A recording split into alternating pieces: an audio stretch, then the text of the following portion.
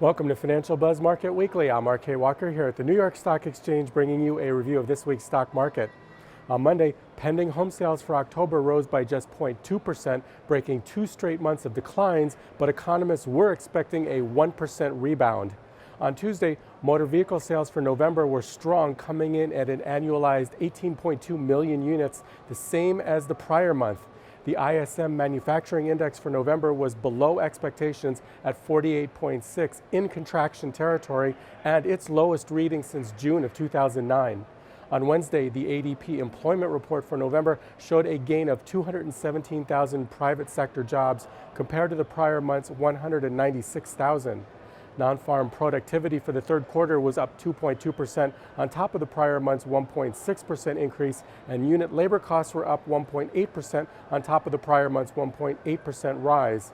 The Fed's Beige book report said that most regions of the U.S. continued to expand as employers started to experience upward pressure on wages due to a tightening job market. Fed Chair Janet Yellen also gave a speech implying that the time for raising rates may be very near. Markets ended the day down, with the Dow Industrials losing 158 points. On Thursday, jobless claims for the week ending November 28th were up 9,000 to 269,000, and factory orders for October increased 1.5% compared to the prior month's 1% decline. Markets closed down sharply, with the Dow Industrials losing 252 points.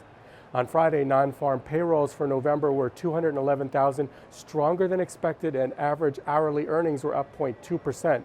The unemployment rate held steady at 5%. Markets opened strongly higher on the news. Now let's take a look at some stocks. American Eagle Outfitters reported mixed earnings Wednesday, and shares of the clothing retailer jumped almost 3% in after-hours trading. The company had earnings of 35 cents per share, beating estimates by 1 cent. However, revenue of $919 million was below estimates of $927 million. Avago Technology shares jumped more than 10% after the wireless chip maker reported earnings on Wednesday, showing impressive performance across the board. Revenue grew 16% for the quarter, and profits of $1.49 a share represent an increase of 198% compared to the prior year's profits of 50 cents a share.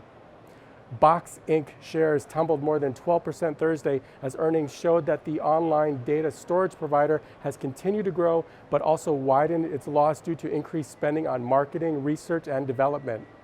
Variant Systems Inc. shares were down 13% Thursday after earnings missed expectations.